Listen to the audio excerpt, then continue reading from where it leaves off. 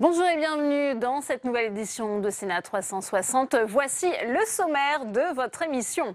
Les questions d'actualité au gouvernement. La séance est à suivre en direct et en exclusivité dans un quart d'heure sur l'antenne de Public Sénat. Parmi les thèmes abordés, la crise à Mayotte, la réforme de la formation professionnelle, mais aussi la situation en Syrie. Début de l'examen du projet de loi pour un État au service d'une société de confiance. Le texte ouvre le droit à l'erreur pour les citoyens. Objectif, les réconcilier avec l'administration. Mais le Sénat a modifié plusieurs dispositions en commission. On fera le point dans un instant. Quel sera le sort réservé à la Corse dans la révision constitutionnelle? Reçus à Matignon hier, Gilles Simeoni et Jean-Guy Talamoni n'en savent pas beaucoup plus sur les intentions du gouvernement. Les réactions dans cette édition. Et je vous rappelle que vous pouvez réagir à tous nos débats sur Twitter avec le hashtag Sénat 360. Pour m'accompagner cet après-midi, Saveria Rojek et Quentin Calmet. Le multiplex parlementaire, c'est tout de suite.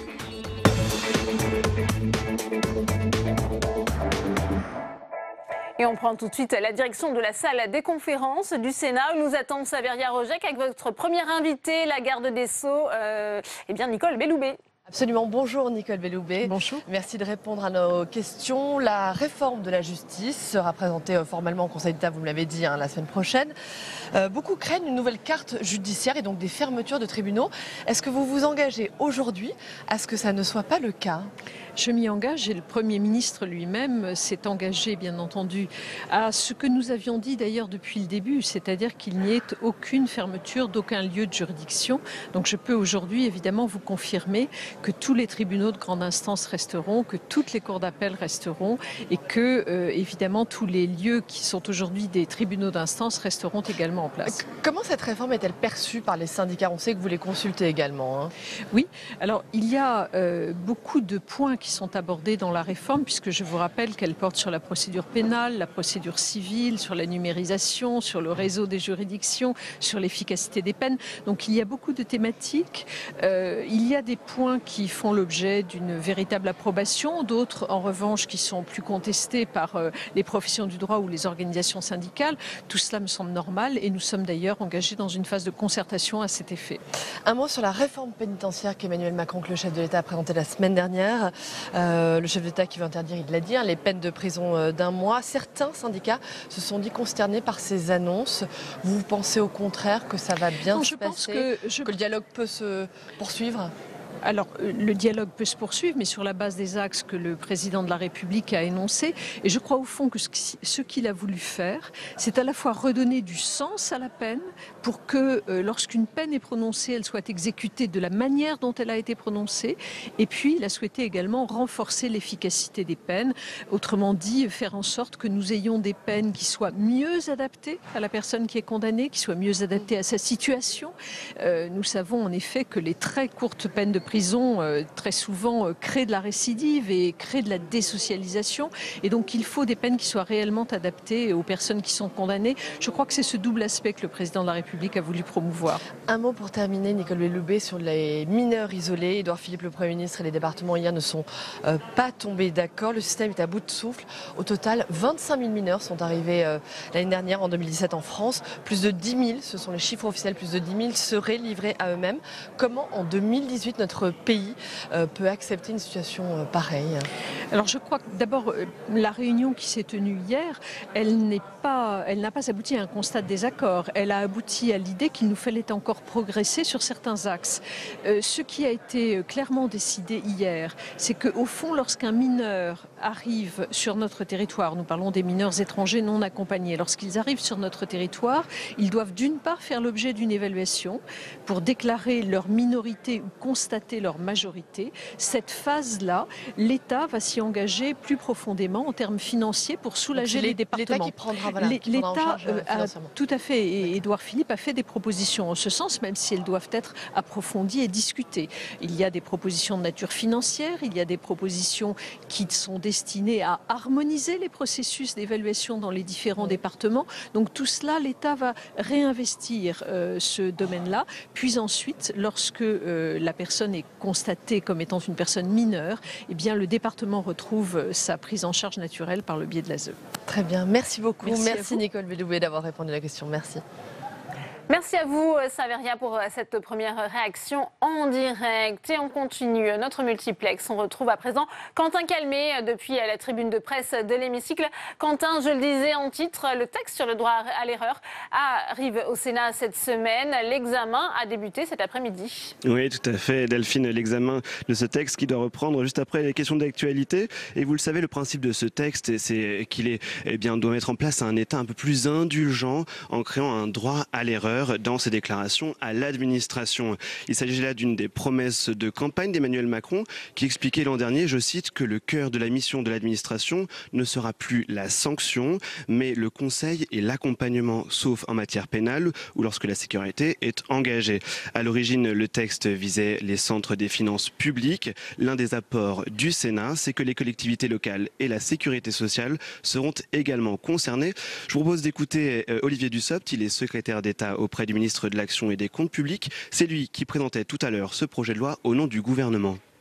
Ce texte fixe donc pour ambition de changer les habitudes de l'administration qui se contente trop souvent d'opposer à nos concitoyens l'adage « nul n'est censé ignorer la loi ». Pourtant, lorsque la loi devient trop complexe, qui peut vraiment la connaître ? Et Delphine, ce texte, il est relativement technique et un peu fourre-tout de l'aveu même des sénateurs qui se sont exprimés tout à l'heure dans l'hémicycle. Mais s'il est original, c'est aussi parce que son mode d'adoption à la Haute Assemblée, il se fait sur le modèle de la législation en commission. L'idée, c'est de simplifier le calendrier parlementaire déjà surchargé en examinant directement dans un groupe de travail parlementaire spécialisé, en l'occurrence une commission spéciale en amont, et avec finalement dans l'hémicycle uniquement la discussion générale qui a eu lieu et l'examen des articles les plus importants ainsi que les explications de vote. Une nouvelle façon de voter la loi qui place le Sénat en avance sur l'Assemblée nationale car cette procédure, elle est expérimentée à la Haute Assemblée depuis octobre 2015. Merci à vous Quentin pour toutes ces précisions. Je vous le disais en titre, l'exécutif corse est resté sur sa faim hier après avoir rencontré Édouard Philippe, Gilles Simeoni et Jean-Guy Talamoni, espéraient en savoir plus sur l'inscription dans la constitution de la Corse. Mais il faut croire que la question n'est pas encore tranchée. Explication Jérôme Rabier. Gérard Larcher avait été très clair sur l'inscription de la Corse dans la Constitution. C'est possible dans l'article 72 et nulle part ailleurs. Mais Édouard Philippe a indiqué hier au duo exécutif de l'île de Beauté que cette inscription sera effective dans un article spécifique, sans toutefois leur donner plus de précision. La mention d'un article spécifique ne suffit pas, bien sûr, à répondre aux problématiques qui sont posées. Il reste à savoir, et c'est l'essentiel, ce que sera le contenu de cet article spécifique. De ce côté-là, nous avons fait des propositions précises et nous restons dans l'attente de celle du gouvernement.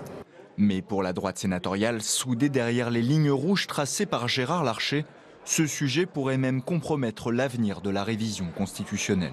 C'est une manière de traiter l'unité de la République assez étonnante. Oui, c'est une ligne rouge supplémentaire. Alors est-ce qu'à terme, ça ne veut pas dire que le gouvernement se prépare à retirer sa réforme en accusant évidemment tous les conservateurs de la terre de la responsabilité ? Du côté de la République en marche, on dénonce l'opposition de principe de la droite sénatoriale. Les lignes rouges fixées par certains sont des mesures qui visent, on le voit bien, à entraver globalement la réforme constitutionnelle.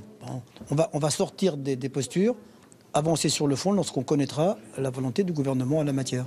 Le patron du groupe LR au Sénat, Bruno Retailleau, et Gérard Larcher seront reçus demain après-midi par Édouard Philippe pour parler de la révision constitutionnelle. Nul doute que la question corse s'invitera au menu des discussions avant les arbitrages de l'exécutif sur le sujet.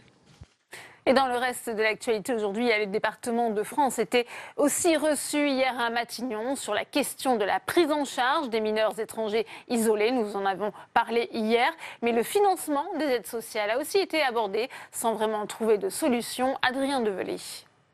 Suite à une réunion de 2 heures hier avec Édouard Philippe, les représentants de l'Assemblée des départements français sont ressortis insatisfaits. Ils attendaient des propositions favorables du Premier ministre sur le financement des dépenses sociales, notamment celles liées à l'accueil des mineurs étrangers isolés pris en charge par les départements. Alors sur les mineurs non accompagnés, nous avons des propositions qui nous sont faites pour lutter contre certaines évolutions que nous redoutions. Par exemple, la mise en place d'un fichier biométrique qui permettrait effectivement, qui concernerait les majeurs, les personnes ayant été reconnues majeures et qui éviterait le nomadisme. Et alors sur l'accompagnement financier, le gouvernement est prêt à s'engager sur tout ce qui concerne la mise à l'abri et l'évaluation, mais pour le moment ne va pas plus loin. L'État ne remboursera plus au département une partie du coût de la prise en charge de ces mineurs. Il serait entre 15 et 25 000 en France. Avec un coût de 50 000 € par an et par jeune, certains départements n'ont plus la capacité financière pour assumer les coûts liés à leur accueil. Un désengagements qui fait grincer les dents des élus locaux, comme l'ancien président du conseil départemental des Alpes-Maritimes, Éric Ciotti. C'est à l'État de gérer la politique migratoire, ce n'est pas une collectivité locale. On a aujourd'hui cette situation avec plusieurs milliers de mineurs non accompagnés, des mineurs isolés. Il y en a plus de 15 000 en France qui arrivent. Et on a des inquiétudes pour les mois à venir. L'Assemblée des départements de France et son président Dominique Bussereau n'ont pas souhaité réagir, soulignant que les conditions d'un accord n'étaient pas encore réunies. Et on retourne salle des conférences où nous attend Saveria Rojek. À vos côtés, le sénateur centriste de l'Aveyron, Jean-Claude Luche. C'est aussi lui qui est le rapporteur du projet de loi sur le droit à l'erreur. Absolument. Bonjour Jean-Claude Luche. Merci de répondre à nos questions. Bonjour, Vous êtes donc co-rapporteur de ce texte sur le droit à l'erreur. Qu'est-ce que ce projet de loi va changer concrètement à la vie des Français ? L'objectif du gouvernement est de changer les relations entre l'administration et le citoyen. Sur une partie du texte, je crois que cela correspond vraiment à l'intention du gouvernement. Sur l'autre partie du texte, l'objectif est beaucoup plus confus, puisqu'on retrouve tout un tas d'articles qui n'ont absolument rien à voir avec le droit à l'erreur. Et c'est ainsi que certains de mes collègues, moi-même, avons appelé un texte un peu fourre-tout. Quelles sont les modifications, les améliorations qu'a apporté le Sénat, que vous avez apportées en commission ? Alors en commission, d'abord l'esprit de la commission spéciale a été très constructif et très consensuel.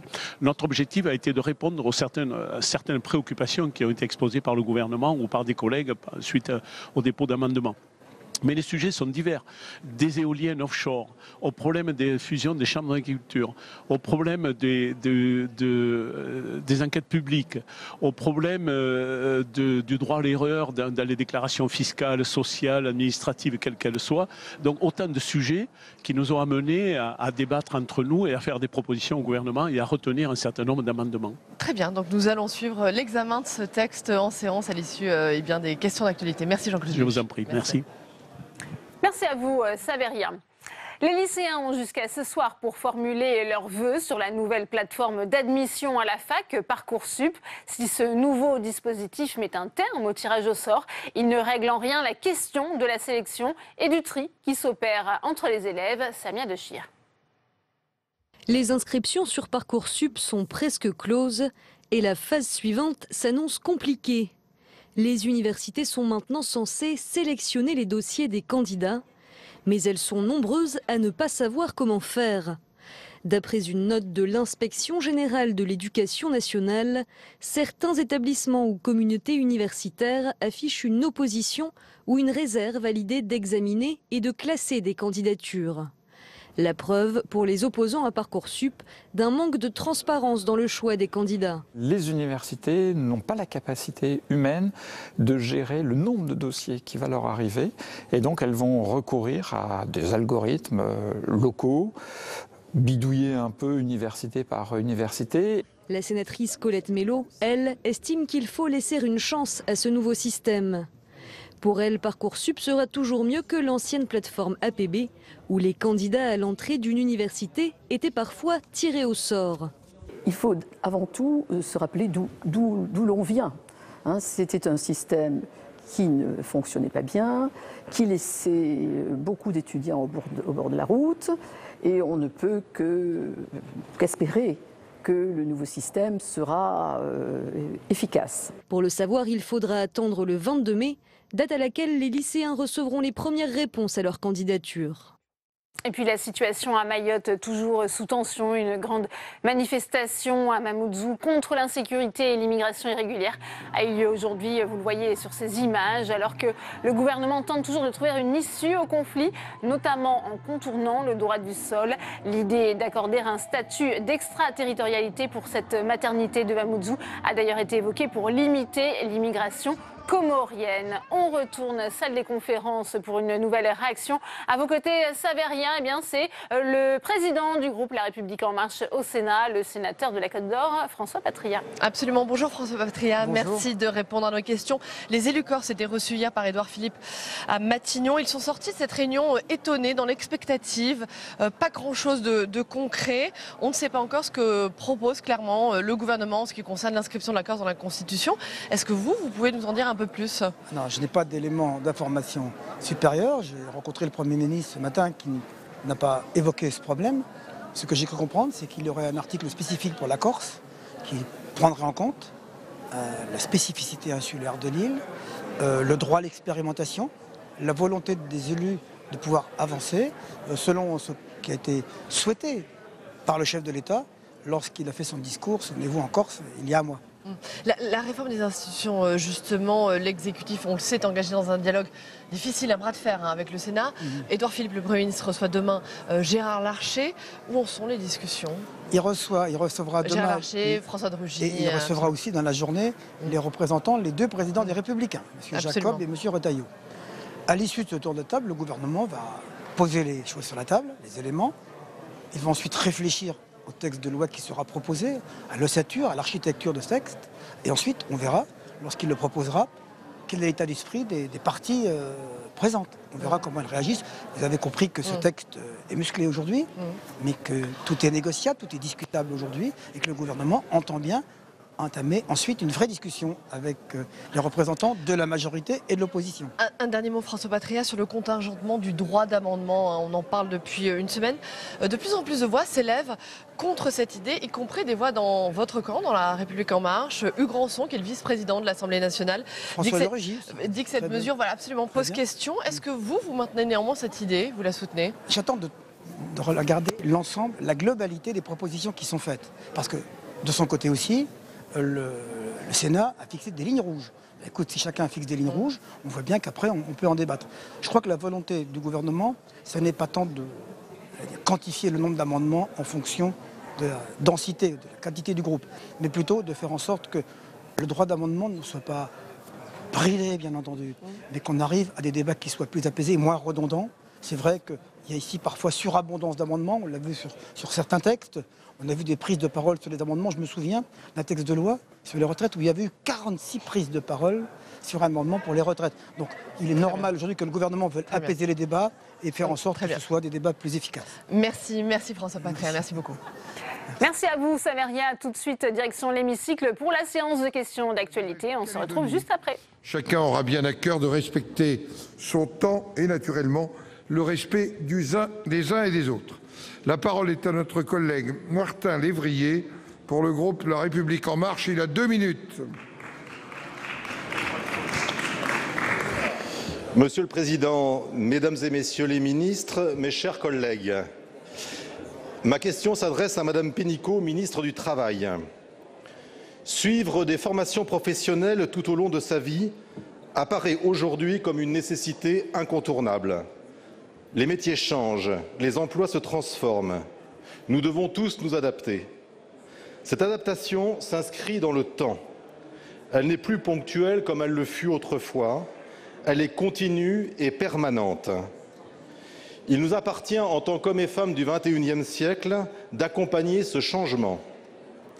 À titre individuel, chacun d'entre nous doit fournir cet effort de remise en question de nos connaissances acquises pour choisir la ou les bonnes formations du futur. C'est pourquoi nous parlons désormais d'un parcours de formation au pluriel à réaliser tout au long de notre carrière. Votre réforme, Madame la Ministre, est innovante. Elle place le salarié au cœur du dispositif. Le salarié a la liberté de choisir son avenir professionnel. Elle ne néglige pas pour autant l'entreprise, puisque celle-ci peut proposer et organiser des plans de formation spécifiques à son activité. Elle protège les salariés les plus vulnérables. Par exemple, elle attribue une somme forfaitaire à chacun des salariés, quelle que soit la rémunération, quelle que soit la taille de l'entreprise qui l'emploie. Alors que les partenaires sociaux avaient trouvé un accord très positif et très constructif, vous n'avez pas hésité, avec un courage certain, à aller au-delà de cet accord. Merci. Vous avez monétisé le compte personnel de formation.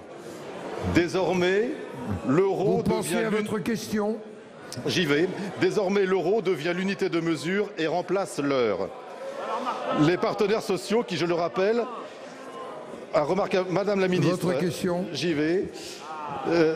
Je veux bien vouloir expliciter les motifs qui vous ont amené à adopter ce nouveau système de décompte qui peut apparaître pour les uns comme un pari risqué et pour les autres comme une avancée majeure. Je vous remercie. Je vois que mes recommandations sont suivies des faits. La parole est à Madame la Ministre du Travail. Vous avez la parole. Monsieur le Président, Mesdames et Messieurs les sénateurs, Monsieur le sénateur Martin Lévrier, oui, notre système de formation professionnelle, qui avait de l'avance il y a 30 ans, aujourd'hui ne répond pas aux enjeux des grandes mutations technologiques, économiques, écologiques qui viennent, mais il est aussi inégal et injuste. Aujourd'hui, un ouvrier ou un employé a 2 fois moins de chances qu'un cadre de se former. Et ce ne sont pas les cadres qui se forment trop, c'est que nous n'investissons pas assez dans la qualification des ouvriers et des employés. Un salarié d'une petite ou moyenne entreprise a 2 fois moins de chances de se former qu'un salarié d'une grande entreprise. Et pourtant, il y a au moins autant de besoins pour l'avenir de nos TPE, PME, que l'ensemble de la main-d'œuvre dans ce pays puisse se former, accompagner, anticiper les évolutions. C'est pour ça que les partenaires sociaux, à notre demande, ont fait une négociation sur la formation professionnelle et qu'ils ont voulu renforcer les droits, à juste titre, les droits de ces salariés, en développant le compte personnalisé de formation et en créant un droit gratuit, par fonds mutualisés, à un conseil en évolution professionnelle. Alors nous avons décidé de les suivre sur ce sujet, sauf sur un point, c'est qu'ils avaient libellé leur droit à la formation en nombre d'heures.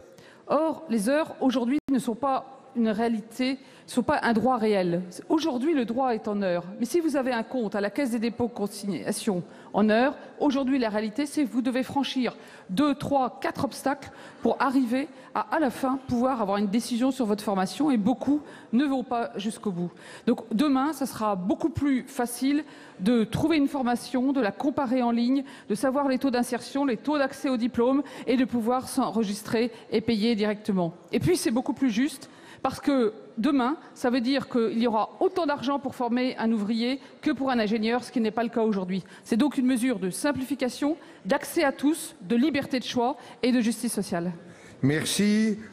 La parole est maintenant à notre collègue Véronique Guillotin pour le groupe du Rassemblement démocratique et social européen et pour 2 minutes. Monsieur le Président, Mesdames et Messieurs les ministres, chers collègues, ma question s'adresse à Monsieur le Premier ministre. Du 19 au 21 mars prochain, le Grand-Duc et la Grande-Duchesse du Luxembourg seront en visite en France sur invitation du Président de la République. Cela fait près de 40 ans qu'une telle visite n'avait pas eu lieu. En marge de celle-ci, vous et votre homologue luxembourgeois présiderez un séminaire intergouvernemental. C'est sur les enjeux transfrontaliers que je souhaite attirer votre attention. Être voisin du Luxembourg est le plus souvent une chance et une opportunité. 90 000 Français y travaillent et la dynamique économique se poursuit.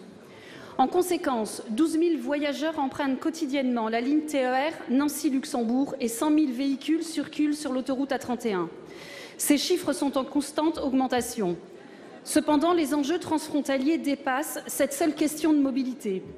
La compétitivité fiscale et sociale du Luxembourg pénalise le développement économique du côté français. Bon nombre d'entreprises privilégient leur installation au Luxembourg. Les salaires, quant à eux, y sont 30 à 50% supérieurs. Cette attractivité a de fortes répercussions, notamment chez les professionnels de santé qui, une fois formés, vont en grande partie exercer leur métier au Luxembourg, aggravant nos difficultés d'accès aux soins. Les défis à relever sont considérables pour corriger les effets d'un tel différentiel.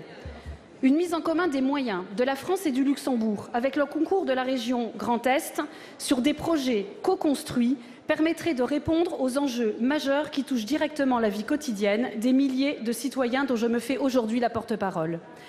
Comme le confirme le rapport du CGET, la multiplicité des acteurs du côté français et le morcellement de la gouvernance des territoires sont des freins supplémentaires à la reconversion du Nord Lorrain.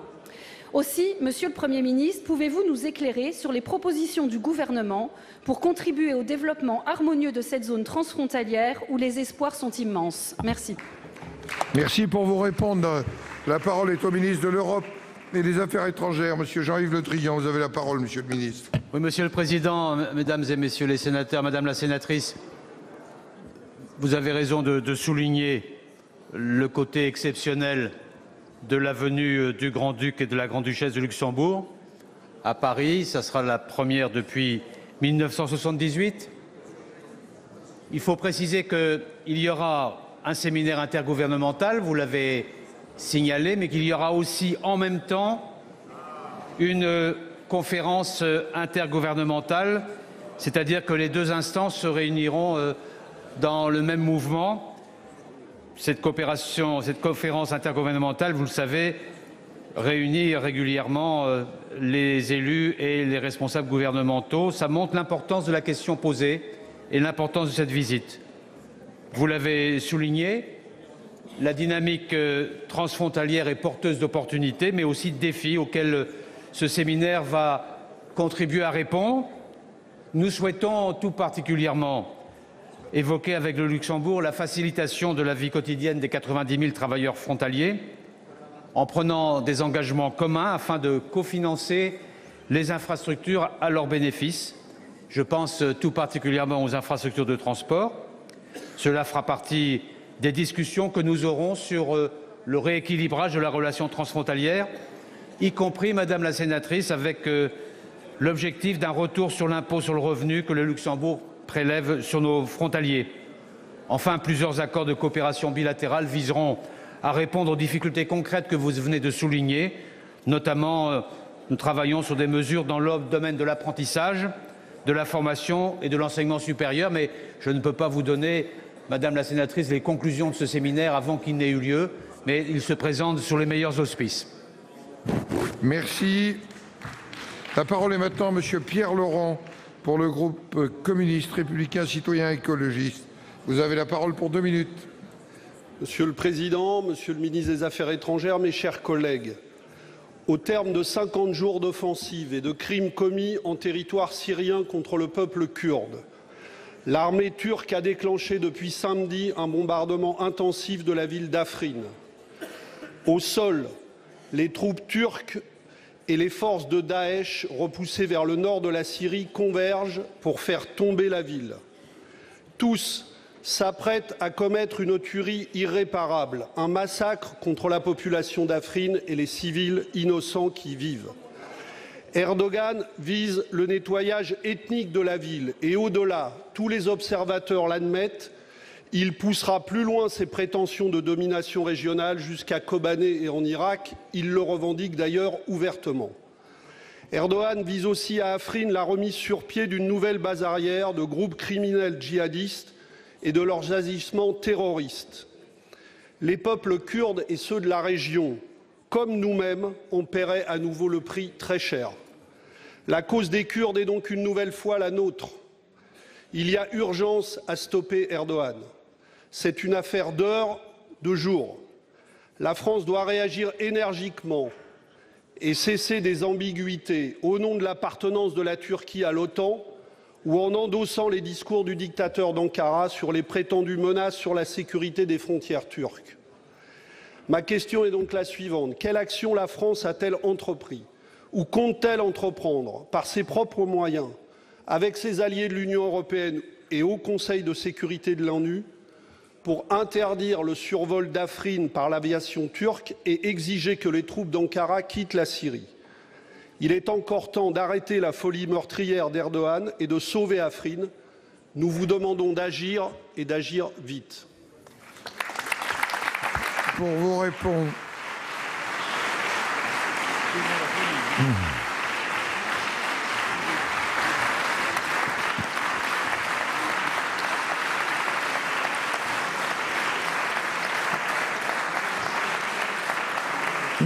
La parole est au ministre de l'Europe et des Affaires étrangères, M. Jean-Yves Le Drian. Monsieur le Président, Monsieur le Sénateur, l'opération que conduit la Turquie depuis maintenant 50 jours dans le canton d'Afrine atteint un stade grave et critique, vous l'avez souligné.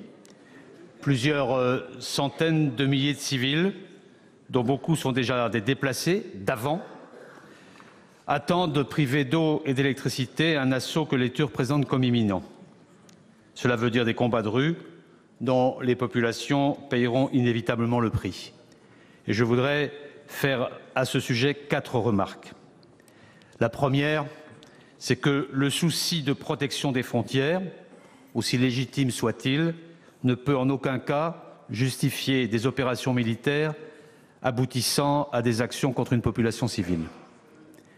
Deuxièmement, la lutte contre Daesh est la première raison de notre engagement militaire au Levant et c'est une priorité de sécurité nationale.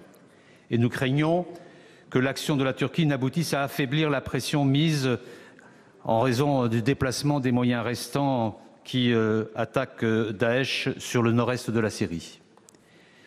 Troisièmement, la résolution 2401 du Conseil de sécurité, pour laquelle la France a beaucoup œuvré et sur laquelle la France est tout à fait déterminée, elle s'applique à toute la Syrie et pas uniquement sur la route à Est.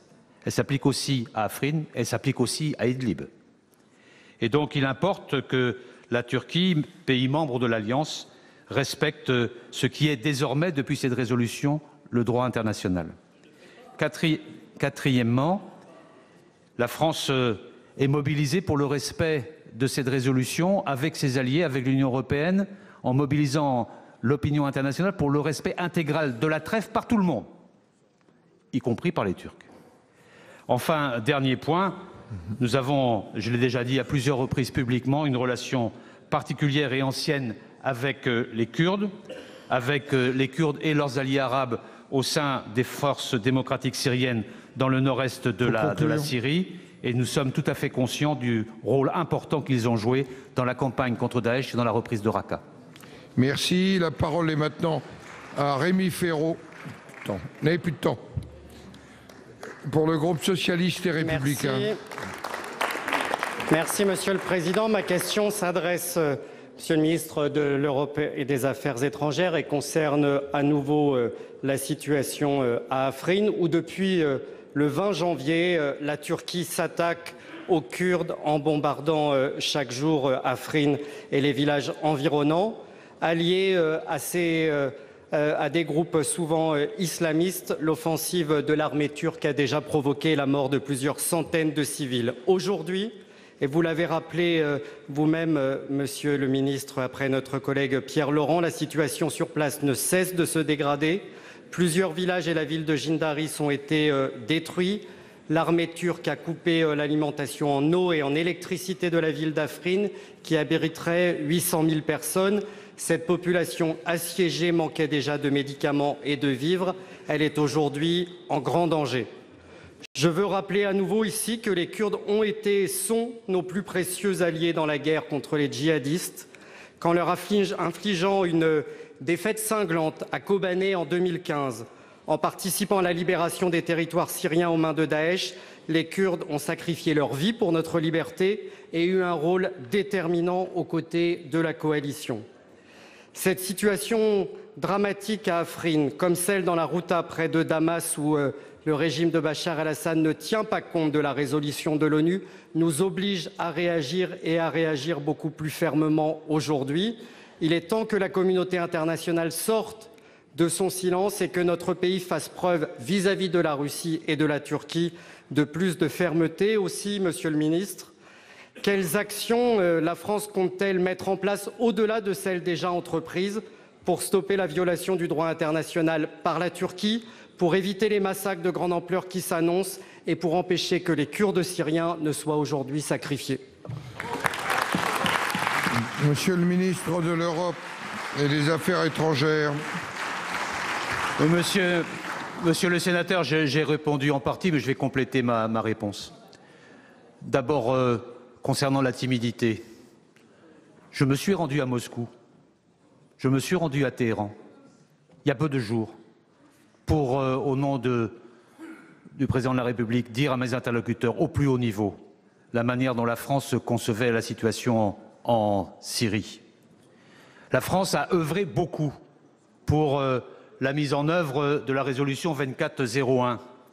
Cette résolution, elle prévoit une trêve de 30 jours, permettant l'acheminement de l'aide humanitaire et permettant en particulier aux populations les plus touchées de regagner un lieu de sécurité hospitalier. Il y a eu hier soir une réunion du Conseil de sécurité à New York.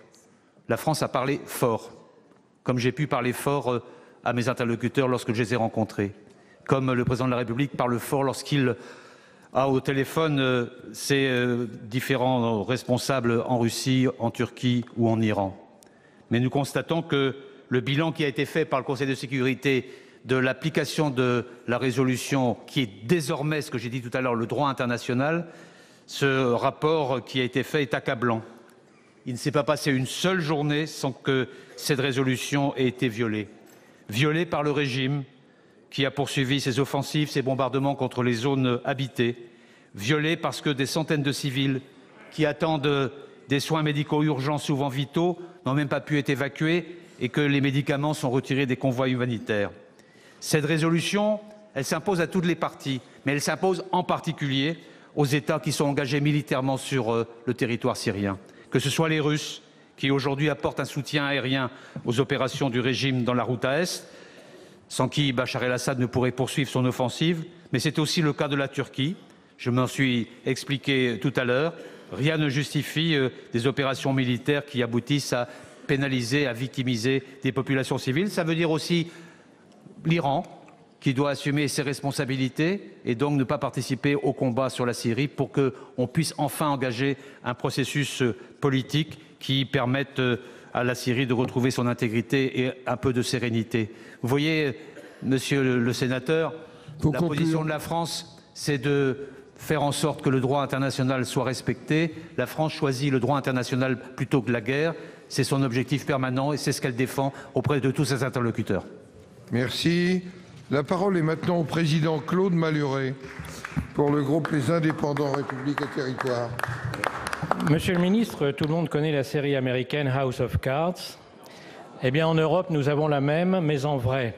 Et notre Frank Underwood s'appelle Martin Selmayr. Monsieur Selmayr vient d'être nommé secrétaire général, le plus haut poste de la Commission européenne.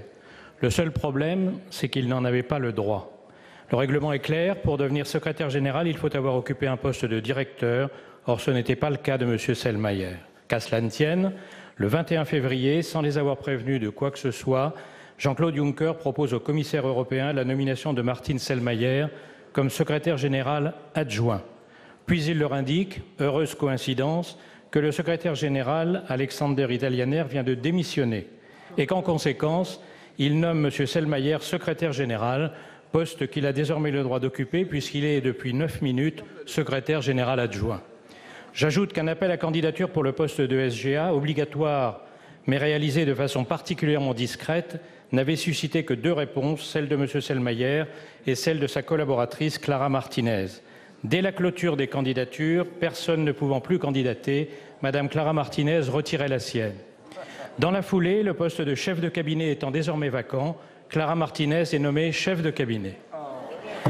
Ce coup de force illégal pose au moins 2 problèmes. Le premier, c'est qu'à 1 an des élections européennes, on ne peut faire plus grand cadeau aux europhobes qui vont pouvoir dénoncer l'opacité, les manœuvres internes, le manque de démocratie qu'ils reprochent à l'Europe. Le deuxième, c'est que désormais 3 des principales directions européennes sur 4 sont tenues par un Allemand, déséquilibre contraire à toutes les traditions de partage des responsabilités entre pays membres. Le Parlement européen a convoqué hier une session en urgence qui a été houleuse et au cours de laquelle une enquête a été décidée. Mais il y a un silence assourdissant, celui du Conseil européen, c'est-à-dire des gouvernements européens. Alors ma question est simple, Monsieur le Ministre, comment la France compte-t-elle réagir à ce coup de force? Monsieur le ministre de l'Europe et des Affaires étrangères.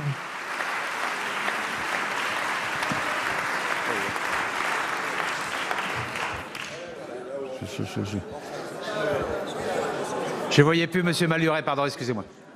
Je ne le vois toujours pas, mais... Ah, pardon.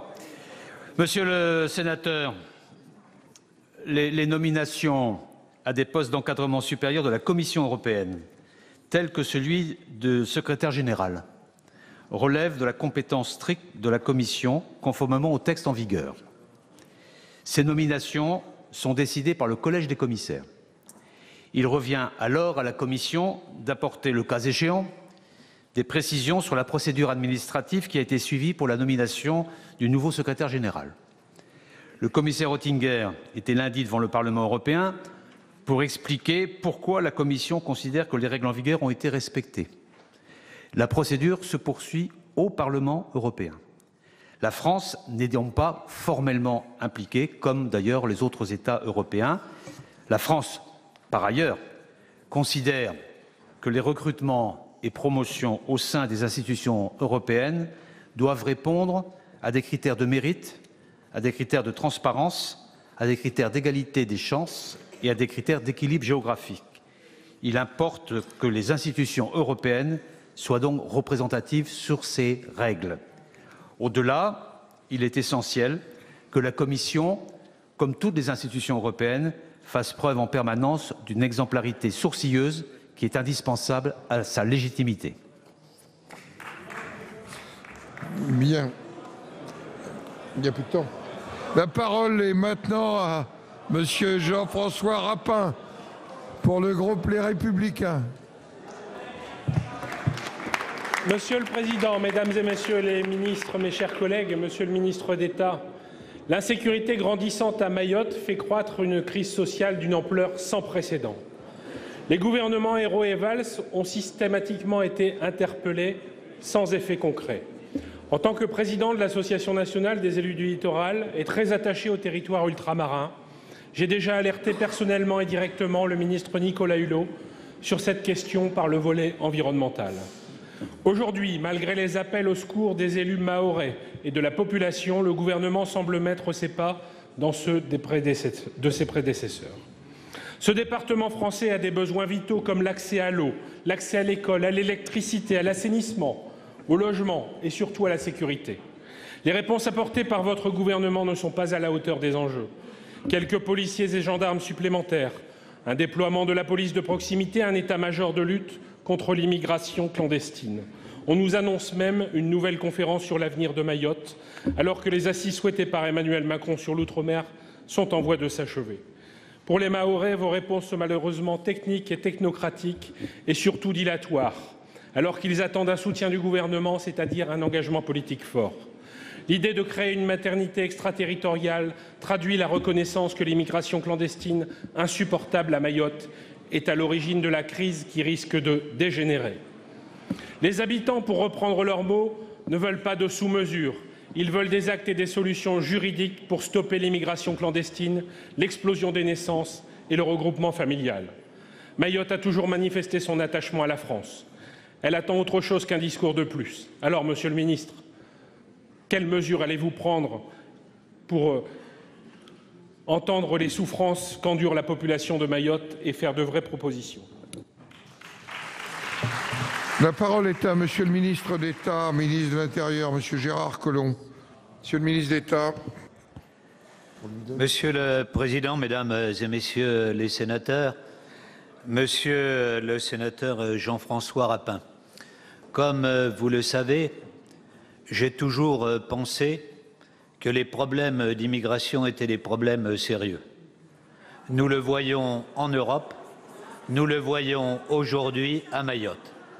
Comme vous le savez, la crise que nous connaissons aujourd'hui est due à la différence de niveau de vie entre le département de Mayotte et les Comores, toutes proches, entre l'île d'Anjouan et effectivement Mayotte, juste 70 km. Or, la différence de niveau de vie est de 1 à 13. Nous assistons donc à une immigration massive, avec des difficultés pour les Mahorais, avec une insécurité grandissante. Et nous avons eu, ces derniers jours, une révolte de la population, à la fois les élus, mais en même temps l'intersyndicale, alors oui, nous allons apporter des réponses concrètes à des problèmes qui sont extrêmement graves. J'ai commandé en début de l'année de nouveaux bateaux de manière à pouvoir lutter contre l'immigration à Mayotte. Ils seront livrés dans l'été. Et en attendant, nous avons demandé à ce qu'un patrouilleur de la Marine nationale puisse venir sur les lieux. Le dialogue est engagé avec les élus parce que c'est avec eux que nous voulons construire un nouvel avenir pour Mayotte dans la République française. Merci. Sur Rapin, 7 secondes. Des constats, Monsieur le Ministre, pas de propositions. La parole est maintenant à notre collègue Michel Laugier pour le groupe de l'Union centriste. Monsieur le Président, Mesdames et Messieurs les ministres, mes chers collègues, ma question s'adresse à Monsieur le ministre de l'Europe et des Affaires étrangères. Jeudi dernier, le président des États-Unis a annoncé de manière unilatérale la mise en œuvre de nouvelles barrières douanières. En imposant des taxes de 25% sur les importations d'acier et de 10% sur celles d'aluminium, Donald Trump lance une véritable guerre commerciale à l'encontre du reste du monde. Les réactions en Europe ou en Chine ont été immédiates et virulentes. En effet, nous ne pouvons accepter qu'un partenaire commercial lance un conflit international et de nouvelles mesures sans aucune concertation. L'Union européenne a d'ores et déjà annoncé une forme de réplique en voulant taxer en retour des produits américains comme le beurre de cacahuète ou les motos Harley-Davidson. Ces symboles peuvent certes marquer les esprits, mais ils ne sont pas à la hauteur des niveaux d'échanges commerciaux avec l'acier ou l'aluminium. Pensez-vous, Monsieur le Ministre, que l'Europe doit entrer dans une surenchère de produits taxés? Imaginez-vous vraiment que les dernières annonces soient réellement à la hauteur? Car 3 jours plus tard, les États-Unis annonçaient des exceptions possibles pour les produits venant du Canada ou du Mexique sous condition de nouvel accord commercial. Estimez-vous que la France et l'Union européenne tenteront d'entrer dans un processus identique d'exception? Comme à son habitude, le président des États-Unis agit par coup de boutoir. Nous ne pouvons l'accepter. Ce n'est pas digne de notre système commercial multilatéral. Nous ne serons forts qu'en étant unis au niveau européen. Il en va de notre développement économique et de l'apaisement des relations commerciales internationales. Merci pour... Monsieur le ministre de l'Europe et des Affaires étrangères, Monsieur Le Drian. Je ne sais pas où il est. Impressionné. Mais pas du tout, non, Monsieur le Président. Monsieur le sénateur, vous avez raison de le souligner, le système commercial international traverse une période critique, voire grave si les mesures annoncées par le président Trump, normalement avec prise d'effet le 23 mars prochain, si ces mesures étaient mises en œuvre, quelles que soient les indications d'exemption potentielles qui ont été annoncées. La France regrette profondément ces mesures qui sont des mesures unilatérales. D'abord, elles auront un impact négatif sur nos entreprises, que ce soit directement par le relèvement des droits de douane, que ce soit indirectement par le choc à la baisse du prix mondial de l'acier et de l'aluminium, mais au surplus, la raison invoquée, l'argument de sécurité nationale, invoqué par les autorités américaines pour justifier cette posture, cet argument ne nous paraît ni crédible ni étayé. Et cette mesure est d'autant plus regrettable qu'elle pourrait frapper les pays qui, eux, respectent les règles du commerce international et ne sont pas responsables des surcapacités dans le secteur de l'acier et de l'aluminium. Le président de la République s'est entretenu ce week-end avec le président Trump sur ce sujet. Il lui a fait part d'observations critiques que je viens d'évoquer. Et aujourd'hui, il faut une réponse européenne. Vous avez raison de le souligner. Il y a maintenant un nouveau gouvernement allemand. Je vais rencontrer demain mon nouveau collègue, M. Mas, et ça fera partie des sujets majeurs à l'ordre du jour, parce que l'Allemagne aussi est directement concernée. Ce qu'il importe actuellement, c'est d'abord de dire aux États-Unis la manière dont nous percevons leur position, de leur expliquer que la meilleure manière de traiter la question des surcapacités, c'est plutôt au sein de l'Organisation mondiale du commerce que dans ce type d'action. Mais face à cela, la position et l'action de l'Union européenne doivent être à la fois fortes et unies. Ça va être l'enjeu des prochaines semaines pour avoir la capacité de riposte nécessaire. Monsieur Laugier, non. La parole est à notre collègue Richard Yung pour le groupe de la République En Marche, pour 2 minutes. Merci, Monsieur le Président, Messieurs les ministres, chers collègues. En même temps qu'il annonçait les mesures dont nous venons parler, des mesures douanières, le président Trump a eu cette formule « Les guerres commerciales sont bonnes et faciles à gagner ». Eh bien, nous, Européens, je pense que nous sommes en situation de lui dire que c'est une double erreur.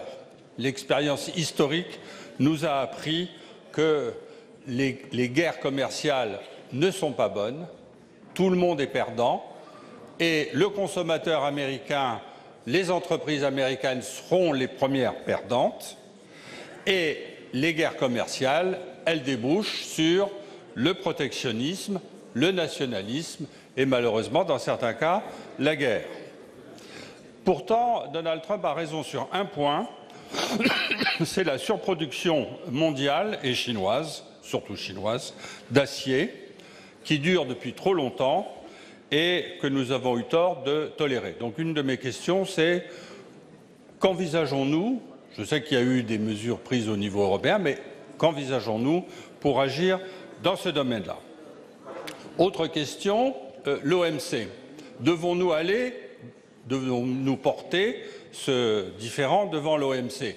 Ça serait la formule normale, mais vous savez que les Américains, en refusant de nommer les juges dans les autorités de règlement des différends, ont paralysé l'OMC. L'OMC n'existe plus de façon active.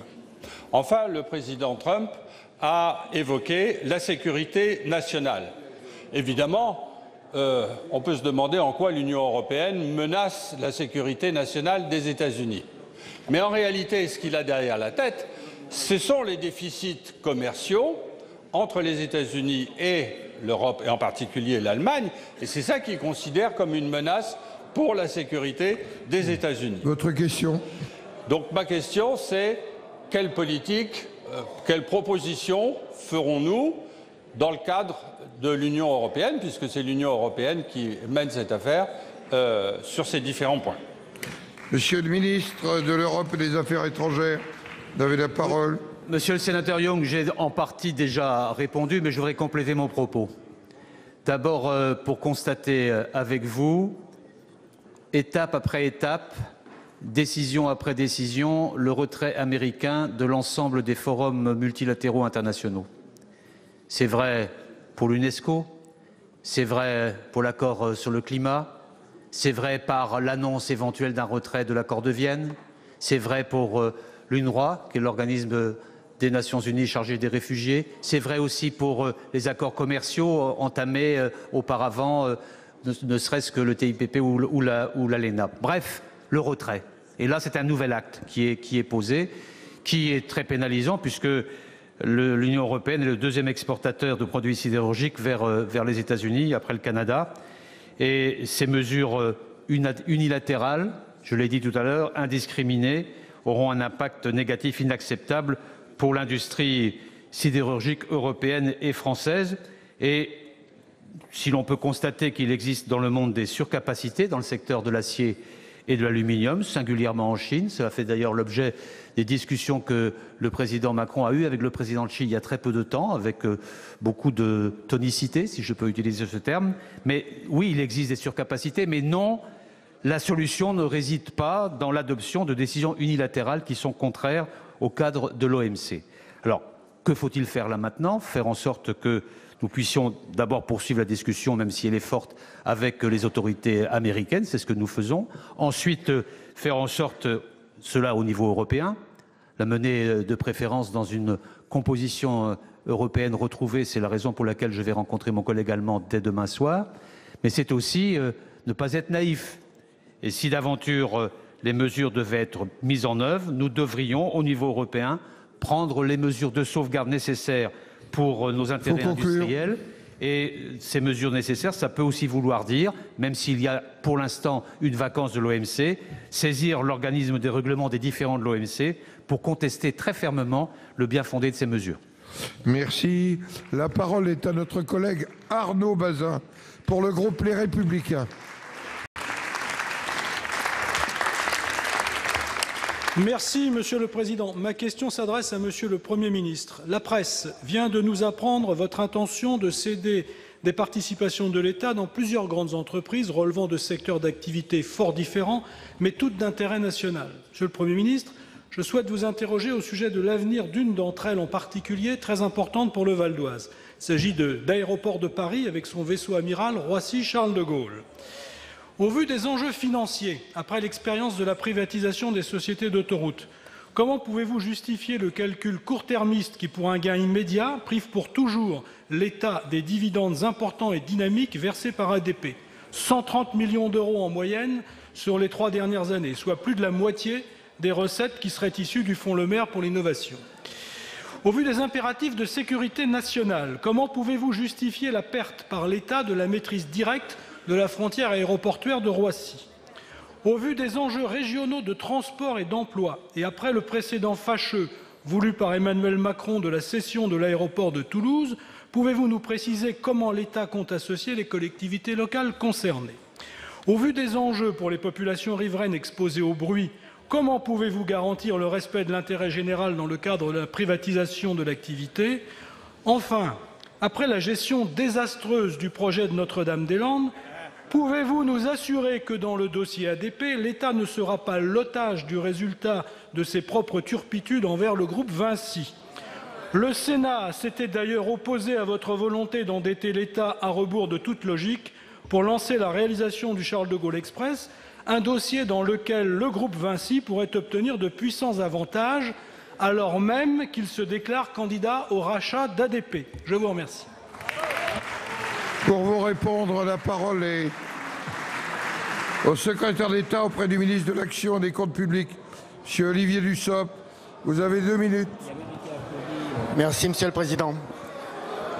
Monsieur le sénateur Bazin, le gouvernement, ça a été traduit dans la presse, souhaite faire évoluer son portefeuille de participation afin d'arrêter d'immobiliser l'argent des Français au capital d'entreprises où il ne serait pas absolument nécessaire, soit quand le secteur privé est en mesure d'apporter ses financements et où la présence de l'État au capital ne serait pas indispensable pour garantir que les intérêts de la France et des Français soient bien respectés parce qu'il existerait d'autres leviers de régulation qui peuvent permettre de s'en assurer. Il s'agit de trouver des marges pour les investir dans des investissements d'innovation afin de préparer la croissance de demain. Le groupe Aéroports de Paris, que vous avez cité, fait partie des réflexions qui sont en cours mais qui ne sont pas achevées.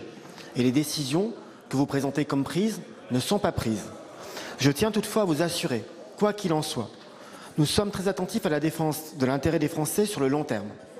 Le cas échéant, et uniquement le cas échéant, le gouvernement veillerait bien entendu à ce que soient mises en place les dispositions nécessaires pour garantir que s'il n'était plus présent au même niveau au capital d'ADP, une régulation adaptée des aéroports parisiens serait mise en place afin de s'assurer que la principale porte d'entrée du territoire français continue de fournir un service de qualité, respectueux de toutes les parties prenantes, avec des garanties adaptées en termes notamment de sécurité publique. Vous avez conclu, monsieur le sénateur, en disant que vous souhaitez que le gouvernement puisse associer les collectivités locales, les acteurs territoriaux à la réflexion. Je suis convaincu que, le cas échéant toujours, et si cette décision devait être prise, le ministre de l'économie et des finances veillera à donner suite à votre demande. Merci, monsieur Bazin. Merci, Monsieur le Ministre. Vous avez certainement vu le communiqué de presse des 7 départements d'Île-de-France unis et de la région Île-de-France qui demandent à être entendus, en effet, pour cet aspect stratégique des décisions que vous avez à prendre. Nul doute que nous serons amenés à discuter de nombreuses fois, à de nombreuses étapes de ce dossier. Merci. La parole est maintenant à notre collègue Évelyne Renaud-Garabédian pour le groupe Les Républicains. Vous avez la parole, ma chère collègue. Merci, Monsieur le Président. Ma question s'adresse à Madame la Ministre de la Santé. Depuis plusieurs décennies, la France développe, sous l'impulsion de Simone Veil, une politique d'excellence dans la prise en charge des maladies rares. 32 millions de nos concitoyens sont atteints par 6 000 maladies rares recensées. Ces maladies rares, deux plans de maladies rares se sont succédés depuis 2005 et ont permis une avancée significative dans la connaissance de ces pathologies et dans la prise en charge des patients. Ces avancées reposent principalement sur les 363 centres de référence qui sont répartis en 23 filières bénéficiant de financements dédiés. Madame la ministre, votre ministère a alloué au cours du deuxième semestre 2017 45 millions d'euros aux nouveaux centres labellisés. Ces crédits fléchés transitent par le budget général des établissements hospitaliers qui hébergent ces 363 centres de référence. 23 professeurs de médecine qui sont responsables de ces centres de référence, ainsi que des associations de patients atteints de maladies rares, dénoncent la captation par les établissements hospitaliers de ces crédits. Des directions générales de certains établissements financiers ont décidé, sans aucune transparence, une distribution de ces crédits. Madame la ministre, un tel dysfonctionnement est profondément dommageable aux patients qui sont atteints de maladies rares. Deux questions, Madame la ministre. La première, que répondez-vous aux médecins et aux associations de patients atteints de maladies rares à la veille du lancement du 3e plan maladies rares? Et quelles sont les mesures que vous envisagez de prendre pour remédier à l'opacité qui entoure l'utilisation effective de ces crédits, pourtant alloués à l'origine à une si noble cause? Merci. La parole est à Madame la ministre des Solidarités et de la Santé, Madame Agnès Buzyn.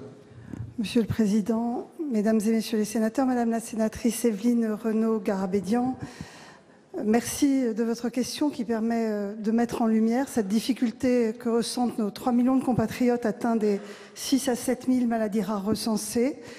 Je tiens à rappeler que la France a été pionnière, vous l'avez dit, sur le sujet des maladies rares avec 3 plans, 2 plans, dont 2 plans déjà élaborés et réalisés et un 3e plan en cours d'élaboration. Nous avons été le premier pays en Europe, si ce n'est au monde, à avoir un plan dédié aux maladies rares et il y a donc un soutien constant des pouvoirs publics qui travaillent en lien étroit avec les professionnels et avec les associations. Donc effectivement, mon ministère a alloué fin 2017 45 millions d'euros à la labellisation de 23 filières de santé maladies rares qui s'appuient sur 387 centres de référence, 1800 centres de compétences avec un budget fléché. Aujourd'hui, certains médecins ont dénoncé effectivement une non-délégation de ces budgets aux centres dédiés. Ça concerne un petit nombre de centres et j'ai donc demandé qu'on me fasse remonter les difficultés que connaîtraient ces centres au cas par cas. Et par ailleurs, nous sommes pleinement mobilisés avec ma collègue Frédérique Vidal, ministre de l'Enseignement supérieur, de la Recherche et de l'Innovation, pour porter le 3e plan maladies rares qui est en cours d'élaboration pour la période 2018-2022. Nous en avons fait l'annonce lors de la Journée mondiale des maladies rares le 26 février dernier. Et je tiens à rappeler qu'une large concertation est menée sur ce sujet avec 6 axes prioritaires. Assurer aux patients un diagnostic plus rapide, structurer les bases de données pour améliorer la recherche, renforcer le rôle des filières pour coordonner les actions des multiples acteurs, rendre les parcours plus lisibles pour les patients et leurs familles, renforcer l'innovation avec un objectif européen de disposer de 200 nouveaux médicaments d'ici 2020 et mettre en place de nouveaux dépistages néonataux. Vous le voyez, nous sommes pleinement mobilisés et nous travaillons sur ces questions budgétaires afin que les ressources allouées aboutissent évidemment dans les centres labellisés. Je vous remercie. Merci Madame la Ministre. La parole est à notre collègue Roland Courteau pour le groupe socialiste et républicain. Merci Monsieur le Président. Pour 2 minutes. Face aux exigences de la Commission européenne demandant à la France d'ouvrir ses concessions hydroélectriques, élus et organisations représentatives des salariés se mobilisent pour s'opposer à la remise en cause du modèle hydroélectrique français. Cette ouverture à la concurrence serait d'autant plus stupéfiante que les opérateurs étrangers, européens ou non, pourrait récupérer la gestion d'ouvrages hydroélectriques en France, alors que l'inverse n'est pas possible dans la plupart des pays européens. Dois-je rappeler que les barrages constituent des biens nationaux dont la construction et l'entretien ont été financés par nos concitoyens? Dois-je rappeler qu'il s'agit d'un produit de première nécessité, l'électricité? Et au-delà des questions de concurrence, faut-il aussi rappeler que nous touchons là à des enjeux de service public, de gestion des multiples usages de l'eau? L'impact du changement climatique devrait nous rappeler cela. Les ouvrages hydroélectriques seront donc plus qu'hier des outils de régulation des besoins en eau. Nous sommes donc très loin de la seule problématique liée à la concurrence. Nous sommes en effet dans la gestion d'un bien commun au service des seuls intérêts de la nation. Dans un tel contexte, je rappelle que le gouvernement peut utiliser la procédure prolongation des concessions contre investissement que nous avons fait adopter dans la loi transition énergétique. Or, des informations circulent selon lesquelles le gouvernement se serait engagé sur un premier calendrier de mise en concurrence de l'eau en regroupement barycentrique, mais aussi sur un dispositif qui conduirait à empêcher, je n'ose le croire, les opérateurs historiques à remporter toutes les concessions, quand bien même leurs offres seraient les meilleures. Que valent donc ces informations, Monsieur le ministre? Et le gouvernement a-t-il l'intention de se battre sur ce dossier, notamment en utilisant la procédure prolongation de concession contre travaux et investissements? Pour vous répondre, la parole est au ministre d'État, ministre de la Transition écologique et solidaire, Monsieur Nicolas Hulot. Merci Monsieur le Président, Mesdames, Messieurs les sénateurs. Monsieur le sénateur Roland Courteau, ai-je besoin de rappeler, vous l'avez fait, qu'effectivement l'hydroélectricité est un pilier de la transition énergétique et c'est une énergie qui est au cœur de nos territoires et qui, entre autres, participe à la bonne gestion des ressources en eau. Vous l'avez dit, ça fait maintenant 10 ans que la Commission européenne a demandé l'ouverture de la concurrence des concessions hydroélectriques. Le droit français, qui est conforme au droit européen, le prévoit et prévoit que les concessions hydroélectriques échues doivent être renouvelées par une mise en concurrence. Et vous l'avez rappelé à l'instant, la loi de transition énergétique en a fixé le cadre et aujourd'hui nous l'appliquons. Cette loi, elle comporte plusieurs avancées. D'abord, la possibilité pour les collectivités locales d'être associées à la concession dans le cadre d'une société d'économie mixte hydroélectrique, ce qui permet bien sûr de gérer la ressource en eau et d'assurer, autant que faire se peut, un partage équilibré des bénéfices au profit des territoires. Ensuite, les concessions peuvent être regroupées pour faciliter leur exploitation et favoriser la sûreté. Enfin, il existe un mécanisme, vous l'avez évoqué, qui ouvre la possibilité de prolongation contre travaux dans le respect de la directive concession. Par ailleurs, sur les questions dont vous faites l'écho et dont des journaux ont fait l'écho encore ce matin, en lien avec le mouvement social, je tiens à vous rassurer, car le statut des personnels sera dans tous les cas de figure préservé et les cahiers des charges devront évidemment prévoir la reprise des personnels par le nouvel exploitant. Ça n'est pas, contrairement à ce que j'ai lu, une privatisation. Parce que je vous confirme que les barrages vont rester la propriété de l'État, notamment pour en garantir la sécurité. En aucun cas, la mise en concurrence ne devra se traduire par un déficit de sécurité. Vous nous demandez si on est monté au front et si nous continuons à défendre la position française. Je l'ai fait à plusieurs reprises à Bruxelles. Nous avons également reçu la commissaire au ministère. La France va continuer à défendre 4 points. Les regroupements de concessions, indispensables à la cohérence des vallées. Le projet de prolongation de CNR et de la Truyère, transmise à la Commission. Le refus de toute exclusion d'EDF du processus de mise en concurrence et une mise en concurrence limitée aux concessions échues. Merci. Mesdames et Messieurs les ministres, merci. Je vais maintenant suspendre la séance. Elle sera reprise autour de 18h10. Pour la suite de l'examen du projet de loi.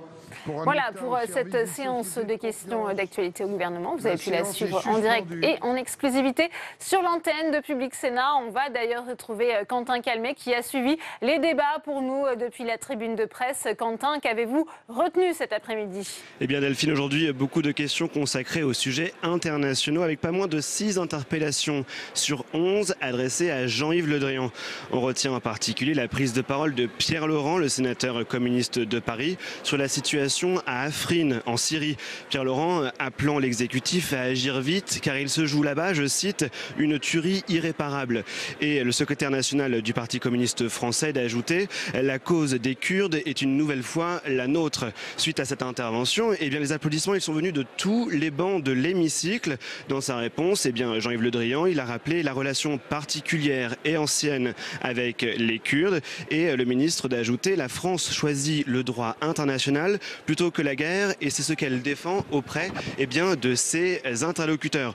Autre sujet qui a fait l'objet de 2 questions aujourd'hui, les mesures protectionnistes américaines décidées par Donald Trump et annoncées jeudi dernier sur les taxes à l'importation de l'acier et de l'aluminium. Jean-Yves Le Drian, lui encore, a regretté que ces mesures unilatérales, elles se jouaient sur l'argument de la sécurité nationale. Et cet argument, selon Jean-Yves Le Drian, il n'est ni crédible ni étayé. Le ministre des Affaires étrangères qui doit s'entretenir sur ce sujet avec son homologue allemand demain et qui milite bien sûr pour une réponse européenne. Enfin, un autre sujet particulièrement d'actualité a été évoqué sur le plan national, cette fois-ci avec la situation à Mayotte. C'est Gérard Collomb qui était interrogé. Il a été pour le moins chahuté par les sénateurs. Le ministre de l'Intérieur a bien évoqué des bateaux livrés dans l'été à Lille, mais les sénateurs de lui répondre des constats, mais aucune proposition. Voilà Delphine pour les grands sujets qui ont été évoqués lors de cette question d'actualité au gouvernement. On retiendra aussi cette question sur ce haut fonctionnaire européen qui a été pointé du doigt par Claude Malhuret, le sénateur République et Territoire, Martin Selmar, au poste de secrétaire général de la Commission européenne. Il a parlé d'un véritable House of Cards à la française. Ça a beaucoup fait rire ici dans l'hémicycle, Delphine. Merci effectivement Quentin. Et on va prolonger les débats autour de cette séance avec mes invités. J'ai le plaisir d'accueillir Cyril Pellevat. Bonjour, merci d'être avec nous. Vous êtes sénateur Les Républicains de la Haute-Savoie. Face à vous, Joël Guerriau. Bonjour, sénateur Les Indépendants République et Territoire de la Loire-Atlantique. Une question peut-être pour vous justement sur la Syrie. On a vu aujourd'hui plusieurs interpellations à Jean-Yves Le Drian. Est-ce que la France est trop silencieuse sur le dossier syrien selon vous, Cyril Pellevat ? Oui, je pense que la France est clairement trop silencieuse sur le sujet. On l'a vu, on voit qu'il y a des massacres quand même qui sont organisés. Et aujourd'hui, il y a un silence et on se retranche derrière la communauté internationale alors que la France devrait être leader sur ce dossier. Oui, il faut une réponse européenne, c'est ce qu'a dit aussi Jean-Yves Le Drian, Joël Guerriau. Oui, moi je crois qu'il ne faut pas être trop sévère non plus, parce que la France, comme l'a rappelé le ministre, s'appuie sur le droit international. Elle a quand même été à l'œuvre pour obtenir donc la résolution 2401 qui définit des règles internationales qui certes sont bafouées, mais pour autant ce n'est pas la responsabilité de la France que de ne pas respecter sa parole, bien au contraire, c'est elle qui engage une volonté de dialogue, qui engage également d'autres États à signer dans cette direction. La Turquie l'a fait, mais ne respecte pas sa parole. On va passer également à un autre sujet puisqu'on sait que le projet de loi sur le droit à l'erreur est examiné par le Sénat. Le texte est arrivé cet après-midi dans l'hémicycle. Est-ce qu'il est important de réconcilier les citoyens avec l'administration, Cyril Pellevat? Et si oui, eh bien, est-ce que ce texte peut atteindre cet objectif ? Écoutez, je pense que bien évidemment, aujourd'hui, on avait une administration qui était trop dans le bâton. Et le fait d'avoir un texte qui puisse aujourd'hui permettre d'avoir des droits à l'erreur, parce que bien évidemment, autant il y a des gens qui sont fraudeurs et tricheurs, mais autant il y a des gens qui le font par méconnaissance. Donc le texte qui arrive, alors après, je n'ai pas lu l'intégralité, peut-être une bonne solution pour apporter des solutions, justement. Joël Guerriau, il y a de la défiance des citoyens vis-à-vis de l'administration, selon vous ? Oui, mais je pense que parce qu'elle s'éloigne beaucoup des citoyens. Vous savez que le cyber-citoyen, finalement, est avantagé par rapport à celui qui n'a pas cet accès, c'est-à-dire plus d'un Français sur deux, n'a pas cet usage de ces outils qui donnent de l'information ou qui donnent accès, finalement, à l'administration, qui est de plus en plus fermée au dialogue. Et il est très difficile aujourd'hui, dans bien de ces situations, d'être dans cette relation de dialogue.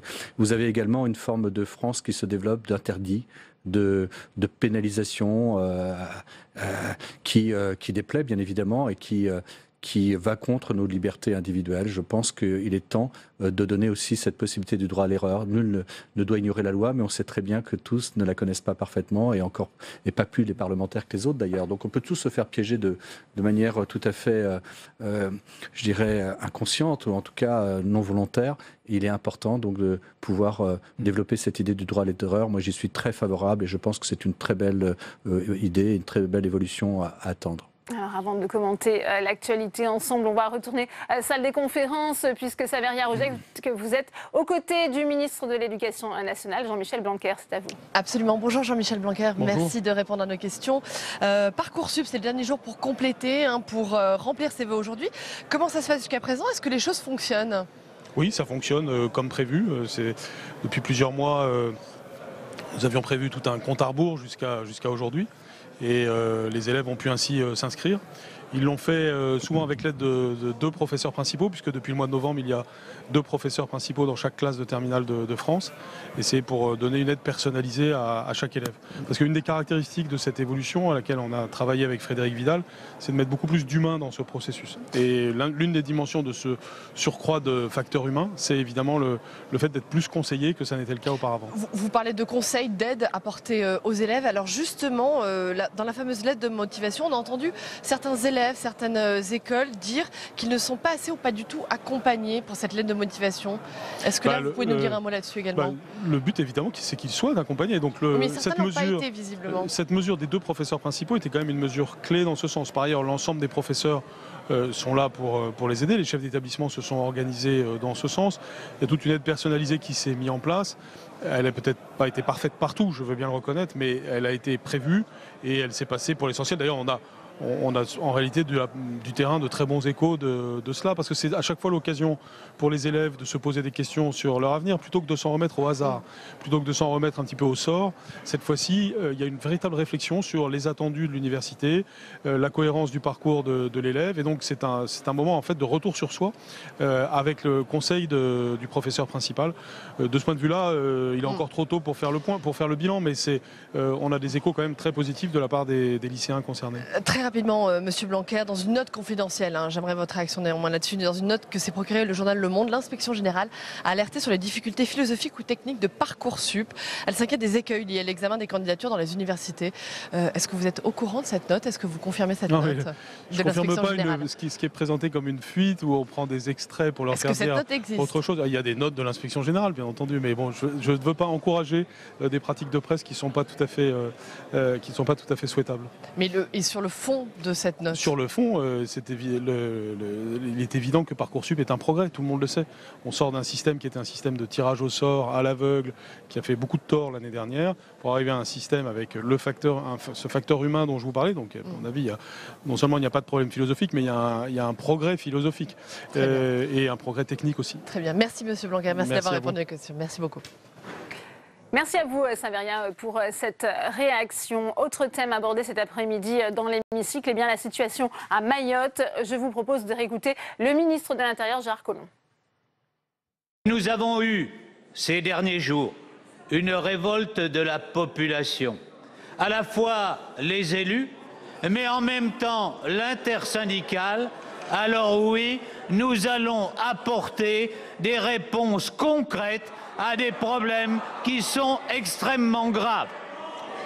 J'ai commandé en début de l'année 2 nouveaux bateaux de manière à pouvoir lutter contre l'immigration à Mayotte. Ils seront livrés dans l'été. Et en attendant, nous avons demandé à ce qu'un patrouilleur de la Marine nationale puisse venir sur les lieux. Le dialogue est engagé avec les élus parce que c'est avec eux que nous voulons construire un nouvel avenir pour Mayotte dans la République française. Cyril Pellevat, est-ce que vous pensez que Gérard Collomb doit se rendre à Mayotte? On a vu finalement la visite d'Annick Girardin, la ministre des Outre-mer, qui ne semble pas calmer les tensions sur place. Non, bien sûr que non. On voit qu'aujourd'hui, on a un conflit qui dure avec des manifestations depuis plus d'1 mois maintenant. On a des mesures qui ont été annoncées qui, certes, vont dans le sens de plus de sécurité, mais nous, ce qu'on reproche, c'est qu'aujourd'hui, on ne va pas suffisamment loin dans les mesures qui sont annoncées, parce qu'aujourd'hui, bien évidemment, on a eu les intrusions dans les collèges, maintenant on a eu les mairies fermées pour les élus, mais on revendique bien évidemment de lutter contre l'immigration, l'insécurité, mais également, au-delà de tout ça, il y a aussi une volonté beaucoup plus large d'avoir plus de services publics. Donc là, on a la ministre qui est en charge de l'Outre-mer qui est présent, la venue de Collomb, bien évidemment, pour apporter une pierre de plus à l'édifice, mais ce qu'on trouve, c'est que les les mesures qui ont été annoncées ne sont pas suffisantes sur tous les domaines que sont le service public, le chômage des jeunes, lutter contre l'immigration, la natalité et j'en passe. Il y a une mesure qui fait débat, c'est celle d'accorder un statut d'extraterritorialité à la maternité de Mamoudzou. Ça serait une sorte de retour au droit du sang. Qu'en pensez-vous? Écoutez, aujourd'hui, c'est des mesures qui ont été abordées notamment par notre président Laurent Wauquiez. Maintenant, depuis 2011, Mayotte est devenu un département, donc ça paraît en l'état actuel des choses compliquées par rapport à la Constitution. Par contre, il faudra regarder par la suite. Pour l'instant, moi, je ne peux pas vous dire, je ne suis pas forcément un expert, mais il faut quand même que l'on arrive à regarder et à prendre le temps de poser. Donc d'avoir des éléments plus concrets sur les annonces qui soient faites par le gouvernement et d'avoir, dans un deuxième temps, des éléments notamment sur l'immigration et bien sûr le statut de la natalité et de la nationalité française. Ouais. Joël Guerriau sur ce point. Mais écoutez, Mayotte, c'est pas une découverte, c'est une situation qui dure depuis très longtemps. Aujourd'hui, les gouvernements qui sont succédés ont dû faire face à une réalité auquel ils n'ont pas malheureusement apporté les bonnes solutions, c'est clair. Les choses sont vraiment, à mon sens, arrivées à leur paroxysme et il faut agir très très vite. C'est lié aussi à la taille de l'île. Ce sont 2 petites îles, Grande Terre et Petite Terre. Ce ne sont pas des îles très étendues, donc elles ont une capacité qui est très limitée d'accueil. Or, il y a une évolution de population qui est considérable, un nombre de naissances de 10 000 naissances par an, ce qui est énorme par rapport notamment si on compare au nombre de naissances sur notre ville de Paris. Donc on voit bien qu'il y a là des mesures à prendre. Moi j'ai eu l'occasion à 3 reprises de m'y rendre puisque j'ai créé, quand j'étais maire de Saint-Sébastien, j'ai créé donc un jumelage avec une ville de Mayotte et on voit bien que les difficultés auxquelles doivent être confrontées les collectivités locales sont considérables à tous les niveaux, que ce soit dans le domaine éducatif pour pouvoir accueillir toute cette population d'enfants, de jeunes, et bien évidemment tout ce qui peut toucher le domaine de la sécurité sur l'île. Je crois avant toute chose que déjà, si dans le passé, nous avions équipé convenablement nos équipes d'intervention, et je pense en particulier à la gendarmerie sur leurs interventions maritimes. J'ai moi-même eu l'occasion de faire des patrouilles avec eux. Je peux vous assurer qu'il y a beaucoup à faire. Alors, je ne sais pas si les mesures qui vont être prises en nombre de bateaux vont être suffisantes, mais c'est certain que jusqu'à maintenant, malgré les efforts qui ont été faits, ils n'ont jamais été suffisants. Ils n'ont pas toujours été très cohérents d'ailleurs, compte tenu des budgets qui ont été consacrés, mais aussi compte tenu des situations. Quand on sait par exemple que les personnes que l'on arrête sur les Kwassa-Kwassa et qui vont repartir vers Grand-Jouan, eh bien c'est sur un bateau qui est un bateau des Comoriens. Donc finalement, on fait marcher l'activité comorienne. Donc il y a des intérêts aussi qu'il faut peut-être regarder de plus près. Moi, je suis persuadé, pour avoir pris beaucoup de temps sur cette question et est très passé auprès des forces de gendarmerie à plusieurs reprises, en stage en particulier, qu'on est très très loin du compte et il est temps que le ministre de l'Intérieur prenne vraiment les bonnes décisions, qu'on y mette les moyens et qu'on accompagne ces situations qui sont très difficiles sur le plan social à gérer. Quand vous arrêtez un Kwassa-Kwassa avec des personnes qui sont à bord, qui sont en situation de maladie, en situation de difficulté, parce qu'en général ils viennent aussi pour se faire hospitaliser, c'est pas facile à gérer. Et moi je trouve que nous avons là-bas des équipes qui sont remarquables, mais qu'il faut absolument soutenir à la fois sur le plan psychologique, mais aussi en termes de moyens. Alors avant de continuer, on retrouve une nouvelle fois Saveria Rojek, puisque les parlementaires LR étaient reçus cet après-midi par le préfet sur la question de la piétonisation des voies sur berge à Paris. Et pour en parler, vous êtes avec Philippe Dominati, le sénateur de Paris. Bonjour Philippe Dominati. Bonjour. Merci de répondre à nos questions. Élu de Paris, bien sûr. Oui. Anne Hidalgo, la maire de Paris, a signé ces derniers jours un nouvel arrêté pour reconduire la piétonisation des voies sur berge. Où en est-on dans ce dossier? Que comptez-vous faire, vous, élu de Paris? Écoutez, le principe de la piétonisation, il a lieu dans toutes les grandes villes. Et donc, ce n'est pas une nouveauté. Ce qui compte, c'est la méthode, la brutalité, le manque de pédagogie et le manque de solutions de substitution. La piétonisation, on peut être pour, mais à condition qu'il y ait une politique à côté, qu'il y ait des voies de dégagement et peut-être même des travaux d'infrastructure importants. Elle a voulu passer en force. Elle s'est pris les pieds dans le tapis, elle n'a pas respecté les procédures et il n'y a eu aucune concertation. Voilà, il y a 2 sujets très différents. Mais j'ai envie de vous dire, est-ce qu'elle n'a pas néanmoins raison, quelle que soit la méthode, quand une question de santé publique est en jeu? Sur le fond, oui, c'est pour ça que sur la piétonisation, moi je ne suis pas hostile à la piétonisation, sauf qu'il fallait adapter le projet et répondre à l'autre besoin d'une grande capitale qui est la libre circulation, notamment de ceux qui travaillent, et ils sont nombreux. Philippe Dominati, Nicolas Hulot ce matin a lancé une invitation question à Valérie Pécresse et à Anne Hidalgo à se réunir autour d'une table. On en est là. Est-ce qu'il faut désormais un médiateur dans ce dossier? Non, non, il n'y a pas de médiateur. L'État est représenté par les préfets à Paris, particulièrement. L'ancien préfet de police était le co-auteur, le complice de ce qui s'est passé. Donc il n'y a pas de... L'État a plein de fois exercer son rôle de tutelle sur Paris et il n'y a pas besoin de médiateur de la part du gouvernement. Très bien. Il y a des élus, ils sont légitimes. Très bien, on va donc les écouter. Merci, merci Philippe Dominguez d'avoir répondu à la question. Merci. Merci à vous, Saveria. Cyril Pellevat, on voit que la maire de Paris, Anne Hidalgo, fait l'objet de beaucoup de critiques justement sur cette question des voies sur berge. Est-ce qu'au-delà des critiques, elle n'est pas pourtant visionnaire de ce qu'il faut faire dans les villes du futur en matière de lutte contre la pollution? Aujourd'hui, bien évidemment, c'est un grand débat.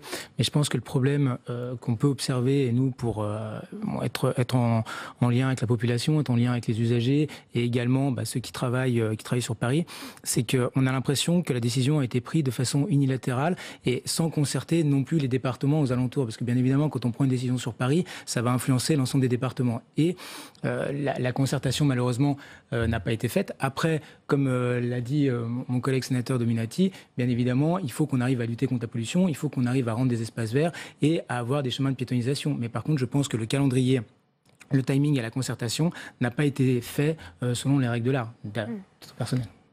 Joël Guerriau. Oui, je crois que tout a été dit, et en particulier à l'instant, la question fondamentale, c'est dans quel cadre cette négociation peut s'engager et surtout comment faire en sorte que tous les partenaires puissent avoir à s'exprimer et que ce soit en fait une décision collégiale, ce qui n'est pas le cas. Et on sent bien une tentation sur Paris d'être notre capitale qui décide pour tous, parce qu'il faut aussi prendre en considération ceux qui rentrent dans Paris et qui viennent de loin, en particulier les provinciaux, et qui n'ont pas toujours d'autres possibilités que d'utiliser un véhicule. Mais il faut parfois passer par la coercition aussi pour faire avancer les choses sur justement ces questions de circulation, de condition qu'elle ne soit pas systématique, et c'est un peu la méthode aujourd'hui que l'on constate de la ville de Paris. La lutte contre la pollution, ça fait aussi partie des questions dans votre département de la Haute-Savoie, Cyril Pellevat. Oui, bien évidemment. Nous, on a un des secteurs qui est le plus pollué en France, donc dans la vallée de l'Arve. Et aujourd'hui, se pose tout un tas de questions sur la mobilité de façon générale et également les entreprises. Mais on s'aperçoit dans ce secteur de la vallée de l'Arve que le principal de la population est lié au feu, enfin, disons, aux moyens de chauffage, donc les feux dans les habitations, qui représentent entre 60 et 80% en fonction des périodes de l'année. Donc un peu moins le transport tout routier. On sait, autre sujet, Joël Guerriau, que Gérard Larcher sera reçu demain à Matignon pour faire ses propositions sur la révision constitutionnelle. Est-ce qu'il faut s'attendre à un bras de fer entre l'exécutif et le Sénat sur cette question? Quand on connaît le tempérament de Gérard Larcher, on sait que ce n'est pas dans son style de créer un bras de fer. Je pense qu'au contraire, il aura la force de conviction, d'autant plus que c'est un travail qu'il a engagé avec nous tous. Nous avons tous été largement invités à participer à cette réflexion. Il y a eu d'ailleurs ici au Sénat des débats avec des personnalités dont certains ont été même présidents de cette République française. Donc je crois que Sarkozy est venu la semaine dernière. Absolument. Et donc il me semble que la réflexion de Gérard Larcher n'est pas seulement la sienne, elle est surtout, il a eu l'intelligence de se concerter, de créer un mouvement, une collégialité pour défendre des convictions.